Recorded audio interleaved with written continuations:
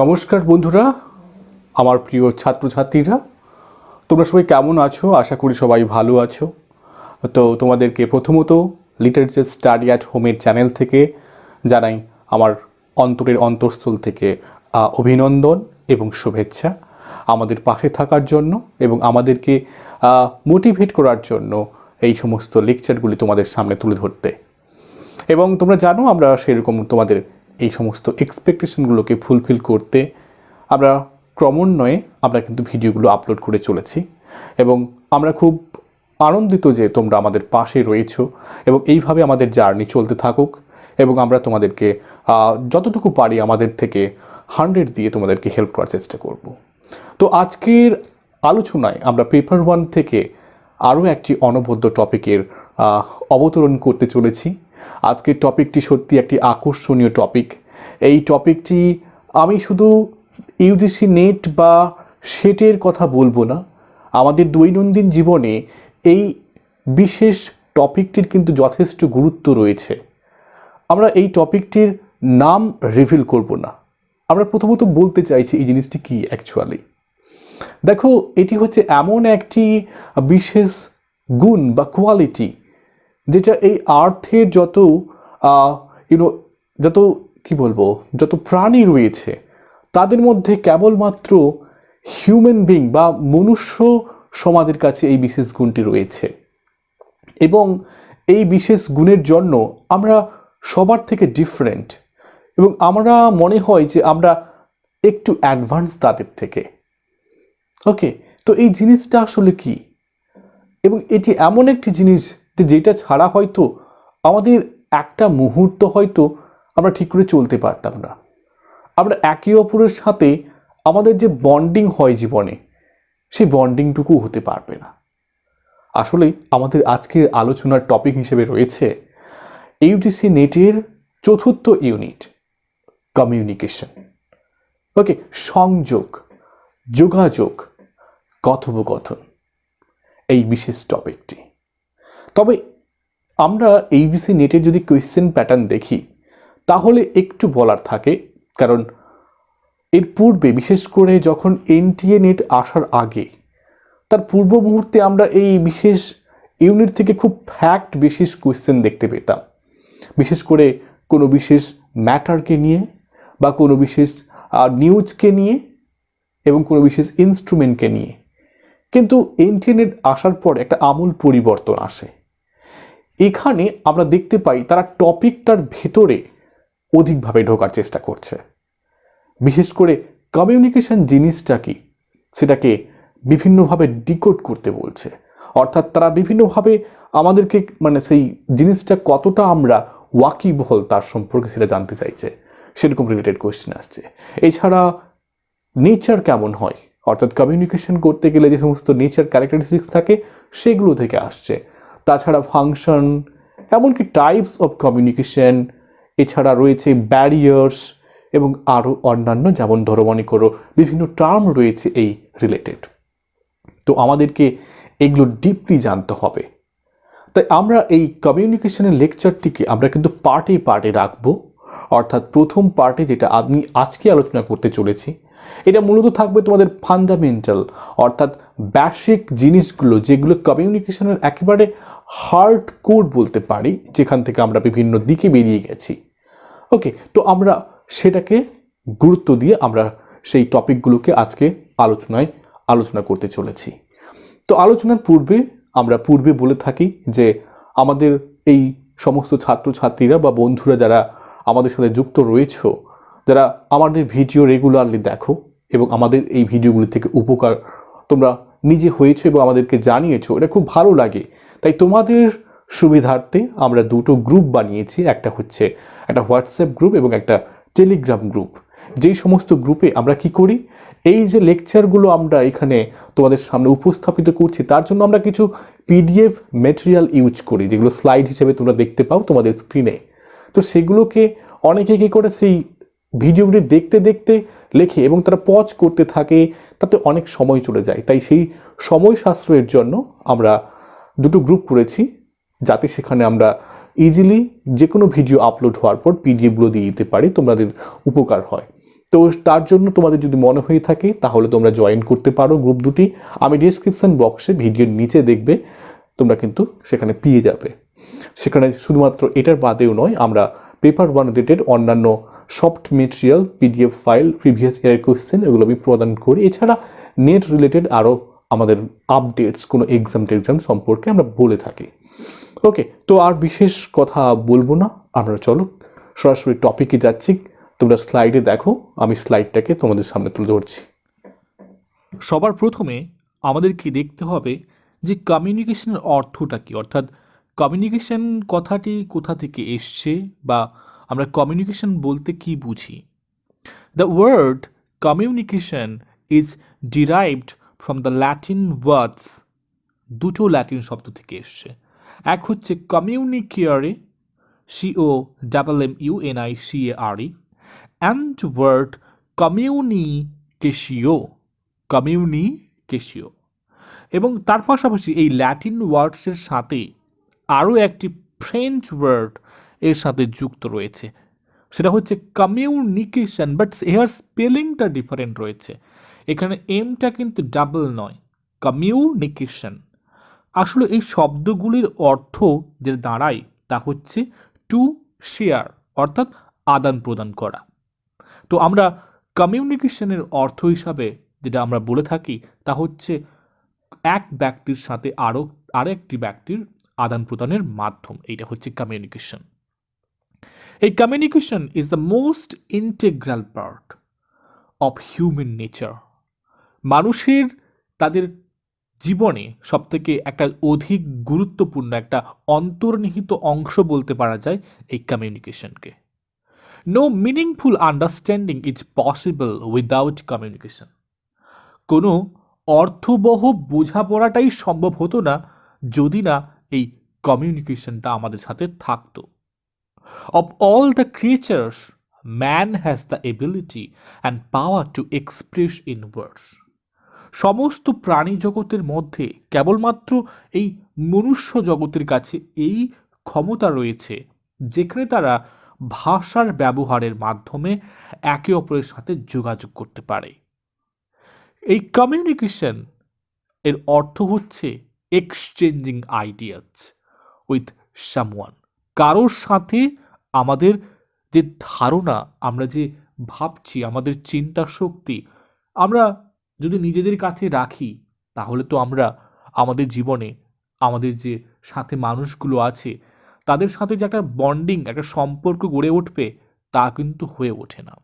তাই এই এক্সচেঞ্জ করব, এই যে আদান প্রদান করার জন্য যেটা সব থেকে জরুরি হচ্ছে communication. It can take place through a verbal or non verbal medium. আমরা কমিউনিকেশন করার জন্য আমাদের মুখনিসৃত ভাষা ব্যবহার করতে পারি, আবার আমরা নন ভার্বাল হিসাবে আমাদের জেস্চার ইউজ করতে পারি। ভাবভঙ্গি, আমাদের হাতের ভঙ্গি, আমাদের মুখের ভঙ্গি, আমাদের হাসি, সব কিছুই যেন এখানে কমিউনিকেশনের অংশ। It takes place around us all the time. আমাদের চারপাশে কমিউনিকেশন সারাক্ষণ ঘটছে। এমনকি আমরা যদি একটা মানুষকে যদি এই কমিউনিকেশন জগৎ থেকে তাকে সরিয়ে দিয়ে একটা অন্য জগতে রেখে আসি তাহলে কিন্তু ওই মানুষটির মধ্যে একটা আমূল পরিবর্তন ঘটে যাবে। মানুষটি কমিউনিকেশন করবে, বাট কমিউনিকেশন কিন্তু নিজের সাথে করবে। সেখানে সে সম্পূর্ণ অন্য জায়গায় থেকেও কিন্তু সে কিন্তু এখান থেকে আলাদা নয়, কমিউনিকেশনের সেও পার্ট। তাই আমরা বলছি যে, আমরা বললে ভুল হবে, এই সমস্ত স্টাডি বলেছে যে কমিউনিকেশন সব সময় সব জায়গায় চলছে। এবার আমরা একটু সংজ্ঞায় আসি। কমিউনিকেশনকে নিয়ে অনেকে সংজ্ঞা দিয়েছেন, তার থেকে আমরা এখানে দুটো সংজ্ঞা সব থেকে জরুরি গুরুত্বপূর্ণ তুলে ধরেছি। প্রথমে যেটি উইলিয়াম নিউম্যান এবং চার্লস সামার দিয়েছেন, তিনি বলছেন communication is an exchange of ideas, facts, opinions or emotions of two or more emotions। দুই বা তার বেশি অধিক ইমোশন বা আবেগের, ওপিনিয়ন বা মতবাদের, ফ্যাক্ট বা ঘটনার, আইডিয়াস বা ধারণার যে সরি, যে এক্সচেঞ্জটা ঘটছে, আদান প্রদানটা ঘটছে, তার একমাত্র মূল ভিত্তি হচ্ছে কমিউনিকেশন। ওকে, নেক্সট, লুইস অ্যালেন তিনি বলেছেন communication is a bridge. Communication হচ্ছে একটা সেতু অফ মিনিং, অর্থাৎ কোনো কিছুর অর্থের মূলে ভিত্তিতে রয়েছে communication. It involves a systematic and continuous process of telling, listening and understanding. এই কমিউনিকেশন সিস্টেমে যে কটি ধাপ সব থেকে জরুরি সেটা হচ্ছে এই কমিউনিকেশন হচ্ছে কন্টিনিউয়াস প্রসেস অফ টেলিং, কথা বলার একটা একটা অনবরত একটা প্রসেস পদ্ধতি। লিসেনিং শুধু কথা বলা নয়, এখানে শুনতে হয়, তার পাশাপাশি সেই কথাগুলিকে আমাদের মাথার মধ্যে বোধ শক্তি দিয়ে বুঝতে হয়। ওকে, নেক্সট চলো এবারে আসি ক্যারেক্টারিস্টিক্স অফ কমিউনিকেশন, অর্থাৎ কমিউনিকেশনের বৈশিষ্ট্য, nature of communication. Communication is continuous, already discuss করলাম কন্টিনিউয়াস, এই অনবরত আমাদের কমিউনিকেশন কিন্তু চলে আসছে, এমনকি আমি যেটা তোমাদের সাথে করছি এখন এটাও কিন্তু কন্টিনিউয়াস। কমিউনিকেশন ইজ অল পারভেসিভ, মানে এই কমিউনিকেশন কখনো একটা সমগোত্রীয় মানুষের সাথে ঘটবে তা নয়। একটা কোম্পানির মধ্যে একটা মালিকের সাথে তার কর্মচারীর কমিউনিকেশন হতে পারে, বা তার আরও নিচস্থ কর্মচারী বা কোনো আরও উঁচু কোনো দলীয় কোনো মানুষের সাথেও তার কথা হতে পারে। তাই কমিউনিকেশন হচ্ছে all pervasive. Effective communication is a two way process. এই কমিউনিকেশনের একটি সবথেকে বড় যেটা জরুরি উপাদান হচ্ছে সেন্ডার এবং রিসিভার। এই দুজনের মধ্যে কমিউনিকেশন যদি ঘটে, আমরা যদি বলি একজন কথা বলছে আর একজন শুনছে, এই দুজনের মধ্যে কমিউনিকেশনটা তখনই সুফল হবে যখন যিনি বলছেন তখন তার ওই বলার যে কথাটির থেকে কোনো প্রত্যুত্তরে তিনি কোনো উত্তর পাচ্ছেন রিসিভার থেকে। তাই এটাকে বলা হয় two way process. Communication is always with a context and a relationship aspect. আমাদেরকে যখন কথোপকথন করি বা আমরা যখন কোনো কিছু আলোচনা করি, তখন তার জন্য সবথেকে যে প্রসঙ্গটা জরুরি হয়ে যায় তা হচ্ছে কনটেক্সট, অর্থাৎ আমরা কোন প্রসঙ্গে কথাটা বলছি, তাই না? আমাদের যখন কোনো স্যাড নিউজ দেওয়ার থাকে তখন নিশ্চয়ই আমরা হিহি করে আমরা হেসে কোনো উত্তর দিই না, আমাদের কিন্তু সিচুয়েশনকে বুঝতে হয়। ঠিক সেরকমভাবে রিলেশনশিপ অ্যাসপেক্টটাও আসে, মানে তুমি যদি এখন গুরুজনের সাথে একজন কথা বলছো, তোমাকে তখন একটা কাটেসি শালীনতাবোধ দেখাতে হবে। আবার সেরকম তোমার ছোটদের সাথে যখন কথা বলবে, তোমাকে স্নেহপরায়ণতা, ভালোবাসা দেখিয়ে কথাটা বলতে হবে, তাই না? এরপরে পঞ্চম point, communication exchanges are based on symmetry and complementary. এটা আরও একটি অনবদ্য বৈশিষ্ট্য, ভালো করে বোঝো। বলছে কমিউনিকেশন এটা সিমেট্রিতে হতে পারে আবার কমপ্লিমেন্টারিতে হতে পারে। সিমেট্রি মানে কি? দুজন ইংলিশ স্টুডেন্ট, মানে ইংরেজি সাহিত্য নিয়ে পড়াশোনা করছে, তারা ইংরেজিতে খুব ভালো বোঝে, যখন তারা কথোপকথন করবে তাদের কথোপকথনের মধ্যে কোনো যেন একটা মানে গ্যাপ হবে না, তারা যেন কন্টিনিউয়াসলি তারা কথোপকথন করে যাচ্ছে, এগুলো হচ্ছে সিমেট্রি কথোপকথন।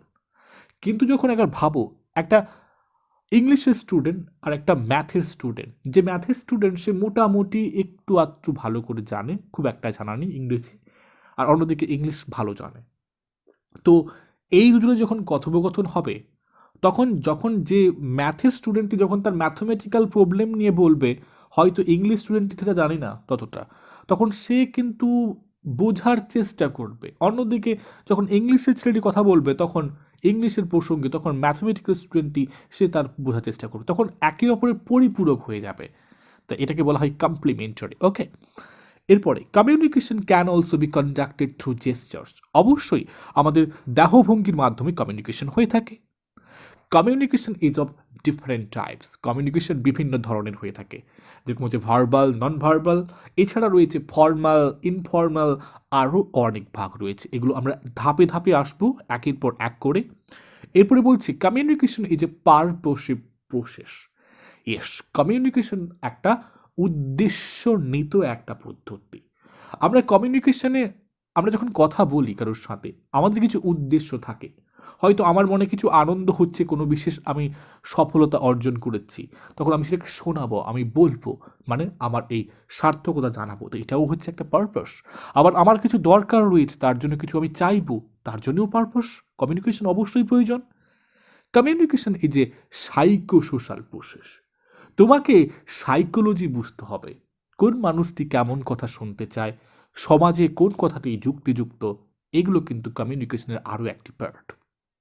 এছাড়া communication is A information giving process, অর্থাৎ কমিউনিকেশন হচ্ছে তথ্য প্রদানের একটা পদ্ধতি।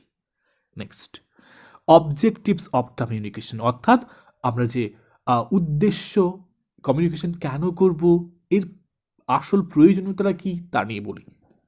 Communication is essential for learning, শিক্ষার ক্ষেত্রে, শিক্ষা অর্জনের ক্ষেত্রে, ট্রেনিং কোনো প্রশিক্ষণের ক্ষেত্রে, অ্যান্ড স্কিল ডেভেলপমেন্ট কোনো দক্ষতা আমরা বৃদ্ধি করছি আবার, সেক্ষেত্রে কমিউনিকেশন প্রয়োজন।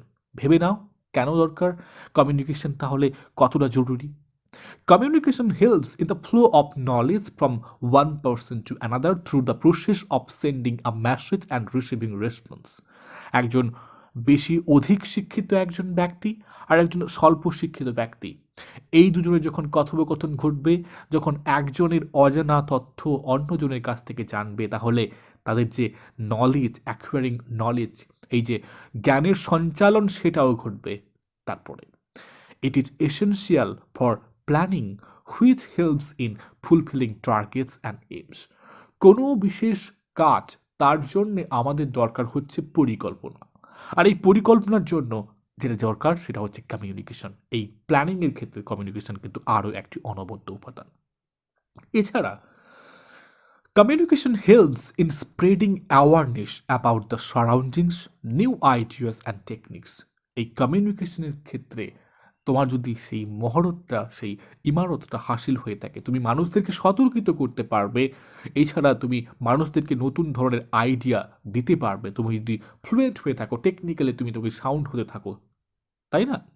It helps in understanding emotions. তুমি যদি কমিউনিকেশনে সবল না হও, অন্যের ইমোশন, আবেগ বুঝতে পারবে না, হোপ, আশা বুঝতে পারবে না, ডিজায়ার, ইচ্ছা, ফিলিং, অনুভূতি, অ্যান্ড এক্সপেকটেশনস, প্রত্যাশা of other persons. Communication plays a significant role in enhancing decision making ability. তোমার সিদ্ধান্ত নেওয়ার ক্ষেত্রে তোমার কমিউনিকেশন আরও একটি জরুরি উপাদান। Communication is crucial for preserving culture, passing on its values from one generation to another. একটা সংস্কৃতি, একটা বিশেষ জাতির ভাষা, সেটা যদি কমিউনিকেশনের মাধ্যমে যদি সঞ্চারিত হয়, তাহলে তার ঐতিহ্য বজায় থাকবে। তাছাড়া communication helps in communicating the goals and targets so that they can be achieved effectively. Communication যার সঠিক থাকবে, সে তার লক্ষ্যে সুনিশ্চিতভাবে পৌঁছতে কিন্তু সক্ষম হবে।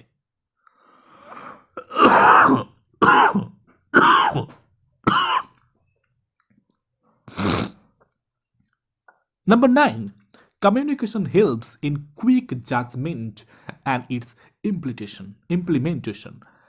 সঠিকভাবে আমাদেরকে জাজ করার জন্য এবং ইনস্ট্যান্টলি কাজ করার জন্য দরকার হচ্ছে কমিউনিকেশন ডেভেলপ হওয়া। অর্থাৎ কমিউনিকেশনে যত তুমি স্ট্রং হবে, তত তাড়াতাড়ি তুমি কিন্তু সব কিছুকে ক্যাচ করতে পারবে। নেক্সট, ইট কাল্টিভেটস লিডারশিপ, ডেমোক্রেটিক ম্যানেজমেন্ট। একজনের মধ্যে যদি কমিউনিকেশনের পাওয়ারটা স্ট্রং থাকে, ও লিডারশিপ হতে পারে। এটা কি বলার আছে? আমরা কি মোদিজির সম্পর্কে বলতে পারি ওর সব থেকে বড় কথা হচ্ছে উনি ভালো কমিউনিকেট করতে পারে। তো এর ফলে ডেমোক্রেটিক মুভমেন্ট তোমার হতে পারে, ম্যানেজমেন্ট করতে পারবে তুমি, তাই না? গণতান্ত্রিক ক্ষেত্রে আমরা সব থেকে বেশি যারা মোটিভেশন করে, যারা মোটিভেট করে, তাদেরকে ভালো করে শুনি কেন? কারণ তারা ভালো কমিউনিকেট করতে পারে। তোমরা সোনু শর্মা, তোমরা সন্দীপ মহেশ্বরী, এদের নাম শুনেছো? এরা ভালো কমিউনিকেট করতে পারে, তাই না? নেক্সট, এবার আমরা কমিউনিকেশন স্কিল নিয়ে আলোচনা করি। এই কমিউনিকেশন স্কিলের জন্য আমাদেরকে 4টি মেজর স্কিল অর্জন করতে হয়। এক হচ্ছে লিসেনিং স্কিল, অর্থাৎ আমরা যখন কোনো লেকচার বা কোনো বিশেষ আলোচনা শুনি, তখন কি করা উচিত। এক হচ্ছে keeping eye contact with the speaker, অর্থাৎ যিনি তোমাকে কোনো কথা বলছে, তখন তার চোখের দিকে কন্ট্যাক্টটা রাখো, তখন তার সাথে যেন একটা নিমজ্জিত হয়ে যাও, লিঙ্ক হয়ে যাও, আমরা ক্লাসে যেরকম করে থাকি। অ্যাটেন্টিভ, তোমাকে কিন্তু শোনার সময় মনোযোগ রাখতে হবে। Listen to the words and try to capture. যখন স্যার বা কোনো লিডার যখন বলছেন, তখন তার ওয়ার্ডের সাথে সাথে তুমি যখন তার কথা শুনছো, তখন মনের মধ্যে একটা পিকচার করতে থাকো। মানে যখন আমাদের যখন ক্লাসে যখন ইতিহাস পড়াতেন, তখন আমরা যেন সেই অতীতে ফিরে যেতাম, অতীতে সেই কেমন করে রাজা সব তাদের সামন্ত প্রথা এগুলো সব ভাবতাম, সেগুলো ইমাজিন করো। Pay attention to what is not said to non verbal কুচ।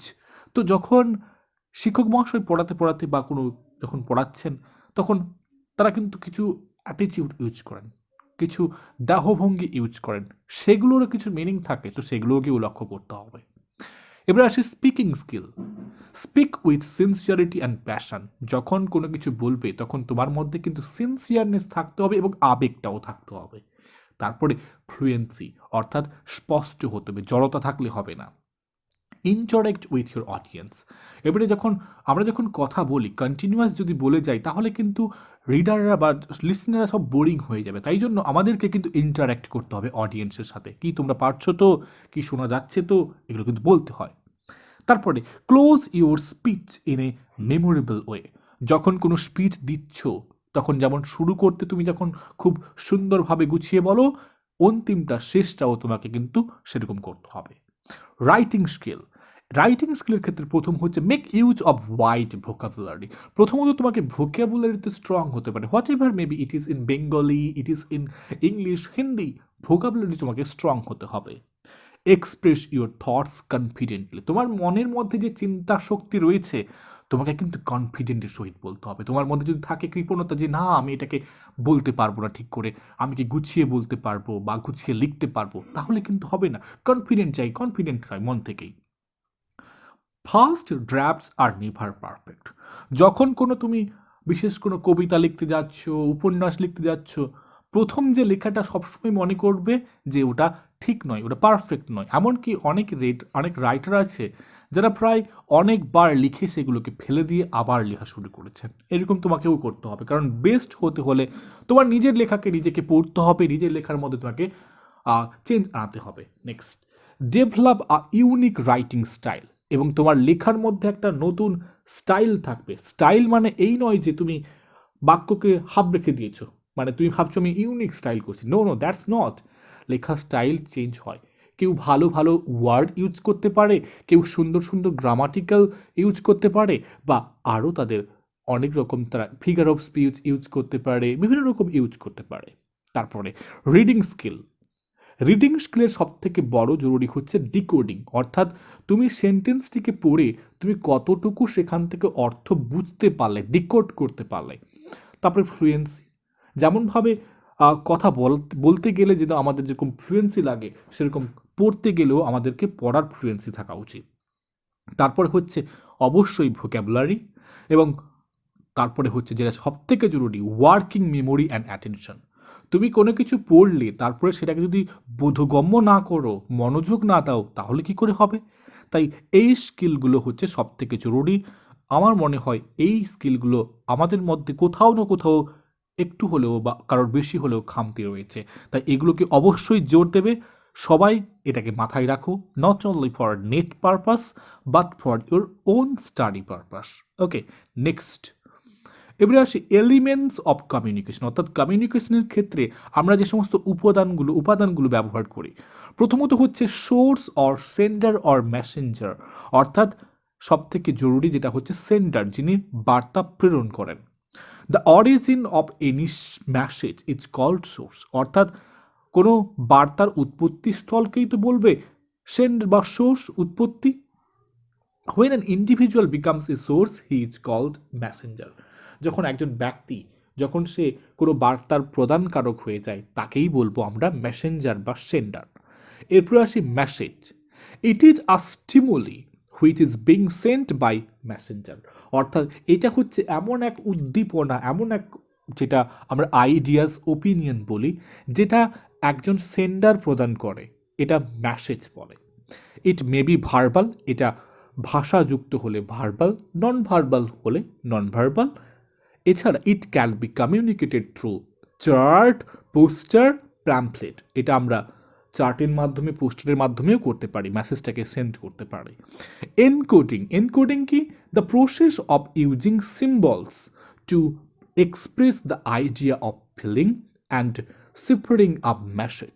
অর্থাৎ আমরা যখন কোনো মনে যখন কোনো ভাবনা আসে, সেই ভাবনাটার অবতরণ কেমনভাবে করাবো, অর্থাৎ আমার মনে এমন কিছু ভাবনা এসছে, আমার সামনের জনকে বলবো, তো সেটাকে উপস্থাপনা করার জন্য আমরা যে সিম্বলগুলোকে একত্রিত করে একটা সুন্দরভাবে উপস্থাপিত করি তাকে বলা হচ্ছে এনকোডিং, অর্থাৎ process of synthesizing data. Okay, next symbol. সিম্বলটা কি? এটা হচ্ছে এই যে it's a symbol, it's something that stands for something else. আমি যদি একটা আমার রাগ মূর্তি দেখাতে চাই, তখন আমি একটা সিংহের ছবি, গর্জন ছবি একটা দেখাতে পারি। তো সেই এখানে সিংহের ছবিটা আমার সাজেস্ট করছে আমি রাগী। The world are symbolic in nature in themselves. যেহেতু আমরা জানি যে এইগুলোই হচ্ছে সিম্বলিক। চ্যানেল, এবারে হচ্ছে চ্যানেল মানে হচ্ছে মাধ্যম, the way or medium by which a message travels from source to receiver it's called channel. অর্থাৎ একজন সেন্ডারের থেকে যখন একজন রিসিভারের কাছে যখন মেসেজ যাচ্ছে, সেটা কারোর মাধ্যম দিয়ে যাচ্ছে, সেটা কোনো চিঠি হতে পারে, সেটা কোনো ফোন কল হতে পারে, কোনো টেক্সট মেসেজ হতে পারে, যাও হতে পারে। আমরা এর ক্ষেত্রে এটা রেডিও ধরতে পারে, TV, studio, news paper, mobile phone, etc অনেক কিছু। এবারে আসে ডিকোডিং। ডিকোডিং মানে কোনো কিছুকে ভেঙে অর্থ বুঝতে পারা। তাই ডিকোডিং বলছে it is the process of deciphering the symbol conveyed by the process by the source. অর্থাৎ যে সিংহটা বলছিলাম, সেই সিংহটা দেখেই, তার মূর্তি দেখেই আমরা বুঝতে পারলাম তার মধ্যে একটা সে রাগ দেখাতে চাইছে বা পাওয়ার দেখাতে চাইছে, আমরা কিন্তু বুঝতে পারি। তারপরে আসছি receiver, the person who completes the process of communication on other extreme end is called a receiver. তুমি যাকে উদ্দেশ্য করে এখন কথাগুলো বলছিলে, যে শুনছে, সে হচ্ছে রিসিভার। এরপরে জরুরি হচ্ছে feedback. It is the feelings conveyed by the receiver to the sender after the completion of the process of communication. অর্থাৎ কমিউনিকেশন হয়ে গেছে, সেন্ডার রিসিভারকে তার মেসেজ পাঠিয়ে দিয়েছে, এবার সেই মেসেজটা পাওয়ার পরে তার একটা তো প্রত্যুত্তর আসবে, সেটাকে বলা হয় ফিডব্যাক। ওকে, নেক্সট চলো। এবারে হচ্ছে কমিউনিকেশন সাইকেল, মানে কমিউনিকেশন যেন অনবরত কন্টিনিউয়াসলি চলছে। তাই প্রথমে আমরা সেন্ডারকে ধরবো, অর্থাৎ সেন্ডার মেসেজ পাঠাবে, মেসেজ পাঠাতে গেলে তাকে কী করতে হবে, মেসেজগুলোকে সাজাতে হবে, সেটা হলো এনকোডিং। তারপর সেই মেসেজ রূপ ধারণ করলো এবং সেটা গিয়ে পৌঁছালো কার কাছে, ফোর্থ স্টেজে, অর্থাৎ রিসিভারের কাছে। এবং রিসিভার সেই মেসেজটিকে সে ডিকোড করলো, এবং ডিকোড করার পরে অর্থাৎ সে বুঝতে পারলো, এবং তারপর সে ফিডব্যাকের আকারে পাঠিয়ে দিল আবার সেন্ডারকে, যে তুমি কি বললে তার উত্তর এটা। আর এইভাবে কন্টিনিউয়াস চলতে পারে। ধরুন কোনো স্টুডেন্টকে যখন প্রশ্ন জিজ্ঞাসা করা হয়েছে, প্রশ্নটির উত্তর যখন ছাত্ররা দিয়েছে, তখন শিক্ষক মহাশয় সেটা ঠিক কিনা বা ভুল কিনা জানাবে। তাই স্টুডেন্টের অ্যান্সার দেওয়াটা হবে ফিডব্যাক, এবং আবার যখন টিচার যখন শুনবেন, তখন তিনি আবার হয়ে যাবেন রিসিভার, ইনি আবার হয়ে যাবেন, অর্থাৎ রিসিভার আবার হয়ে যাবেন সেন্ডার। তো রিসিভার এবং সেন্ডারের রোলটা সবসময় চেঞ্জ হয়। যখন রিসিভার যখন শুনছেন, তখন তিনি রিসিভার, যখন তিনি বলছেন, তখন তিনি sender. Easy way to understand. Next, characteristics of effective communication, অর্থাৎ একটা ভালো কমিউনিকেশন করতে গেলে আমাদের কি কি বৈশিষ্ট্য লাগে। প্রথমে বলছে ক্ল্যারিটি অফ ইনফরমেশন, অর্থাৎ তুমি যেটা বলবে তোমার কাছে সেই তথ্যটি কি সম্পূর্ণ পরিষ্কার রয়েছে। তারপরে অ্যাডেকুয়েসি অফ ইনফরমেশন, অর্থাৎ তুমি যে বলতে চলেছ সেই ইনফরমেশনটা কি যথোপযুক্ত, মানে সেটা কি সম্পূর্ণ একেবারে আটালো, মানে তুমি সেখানে কোনো মনে হচ্ছে না তোমার জন্য ইনফরমেশনটা কোথাও কোথাও ব্রেক করে দিতে পারে বা কোথাও তুমি ছেড়ে দিতে পারো। তারপরে absence of obstacles in the way of information, অর্থাৎ তুমি বলতে যাবে, তুমি সবার সামনে প্রায় 1,500 লোকের সামনে তুমি বসে আছো, দাঁড়িয়ে আছো, এবং তখন দেখা গেল মাইক্রোফোন খারাপ। তার মানে কি, তোমার কিন্তু সেই অবস্ট্যাকেলটা থাকলো, বাধা থাকলো, তোমার কথা সবার কাছে পৌঁছলো না। তাই তোমাকে সব থেকে শিওর হয়ে নিতে হবে যে তোমার ভয়েসটা আগে থেকে শোনা যাচ্ছে কিনা, মাইক্রোফোন ঠিক করে নিতে হবে, তারপরে তোমাকে কী করতে হবে, কমিউনিকেশন শুরু করতে হবে। তারপরে হচ্ছে ট্রান্সমিশন অফ ইনফরমেশন, অর্থাৎ তথ্যের সঞ্চালন, অর্থাৎ আমাদেরকে সঠিকভাবে তথ্যটাকে প্রদান করতে হবে, একবারে সঞ্চালনের মাধ্যমটাকে অর্থাৎ মিডিয়ামটাকে বা চ্যানেলটাকে ক্লিয়ার রাখতে হবে।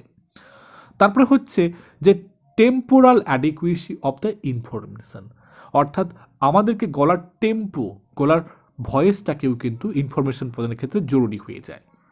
Adequate relationship between the sender and the receiver, তোমাকে যারা শুনতে এসছে তারা যদি তোমার প্রতি, তাদের যদি আবেগ না থাকে, ভালোবাসা না থাকে, তোমার যত ভালো বক্তৃতা হোক, যত যাই হোক, তাদের কাছে কিন্তু শোভাবর্ধন হবে না, তারা কিন্তু সঠিকভাবে নেবে না। তাই বলছে অ্যাডিকুয়েট রিলেশনশিপ দরকার। তারপরে হচ্ছে good sender and good receiver, একজন যদি ভালো বক্তা থাকে তাহলে তাদের বক্তব্যটা কি অবশ্যই মর্যাদা দিয়ে শোনা হবে। তাই গুড সেন্ডার এবং গুড রিসিভারটাও জরুরি। তো এই ক্ষেত্রে এই ইফেক্টিভ কমিউনিকেশনের ক্ষেত্রে আমরা একটা 7 C's অফ কমিউনিকেশন পেয়েছি, অর্থাৎ 7টা সি যেটা কমিউনিকেশনের ইফেক্টিভনেসের সব থেকে জরুরি। একটা হচ্ছে কমপ্লিটনেস, যার অর্থ সম্পূর্ণতা। কনসাইসনেস হচ্ছে সম্পূর্ণ অর্থবহ, সংক্ষিপ্ত রূপে হবে তোমার তথ্যটি, তোমার আইডিয়াটি। তারপরে কংক্রিট, যেখানে কোনো ফাঁক থাকবে না, যেন একবারে নিরেট তুমি নিউজ দিচ্ছ। তারপরে শুদ্ধতা, তার মধ্যে কোনো জড়তা থাকবে না, শুদ্ধ হবে, কারেক্ট হবে। এছাড়া কনসিডারেশন, তোমাকে বিবেচনা করতে হবে তুমি কোন সময়ে বলছো, কোন বিশেষ ক্ষেত্রে বলছো।